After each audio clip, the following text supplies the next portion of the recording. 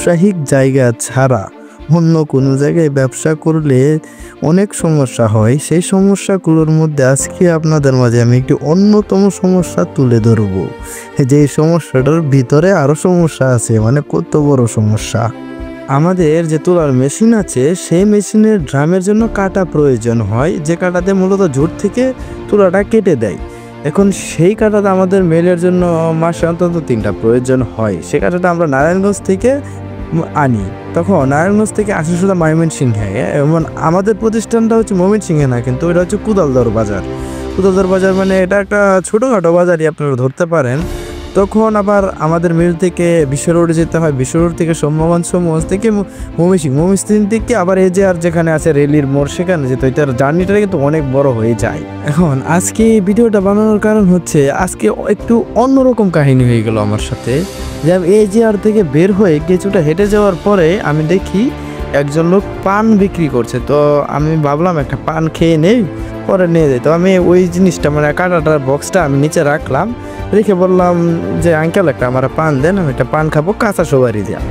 তো উনি পান দিতেছে, হঠাৎ করে একজন লোক আসলো, আইসা একবার আমার চেহারার দিকে চায় এবং কাটার বাক্সটার ভিতরে এরকম করে 2-3 বার চায়। আমি মনে মনে সন্দেহ করে ফেলি যে এই লোকটা যে কোনো একটি গাফলা করবে। তা ভাবতে ভাবতেই উনি হঠাৎ করে আমার কাটার বাক্সটা তার কাঁধে নিয়ে সোজা হেঁটে যাওয়া শুরু করে দিল। তো সেটা দেখে আমি রীতিমতো একটু ভয়ই পেয়ে যাই। আপনি যদি ভয় পেয়ে যাই, তখন আমি ওনাকে আবার ভয়ের যদি ডাক দিই, ভাই কই যান? উনি বলল আমি কই যাই তা জেনে আপনি কি করবেন? আমি বললাম ভাই আপনি তো আমার কাঁটাটা বোধহয় ভুলে নিয়ে যাচ্ছেন। উনি বলল এই কাঁটা তো আপনার না, এটা তো আমার কাঁটা। হ্যাঁ, কথার মাঝখানে হঠাৎ করে ওই পান দোকানদারটা হঠাৎ করে বলে উঠলো আমি নাকি এখানে আশেপাশে একটা দোকানে চাকরি করি, তো ওই দোকানের হচ্ছে এই কাঁটাটা। মানে এই কথাটা বলছে আমাকে বাঁচানোর জন্যই, যে ওই লোকটাতে তো ভয় পায় যে ছেলেটা তো এখানকার। তো আমিও সেই সুযোগের একটু সদ্ব্যবহার করে বললাম যে আমি এই দোকানেই কাজ করি, দাঁড়ান আমি মালিককে ডাকি, এই জিনিসটা কার সেটা প্রমাণ হোক। তো এরপরে ওই লোক ভয় পেয়ে বললো না না ভাই, আমি তো এটা আপনাকে এগিয়ে দিচ্ছিলাম। তাড়াতাড়ি করে ওই কাঁটাটা আমার কাছে এনে আমি ওই লোকটাকে কিছুই বলিনি। আমি বলি আগে পাচ্ছি, আগে আমি বাসায় যাই।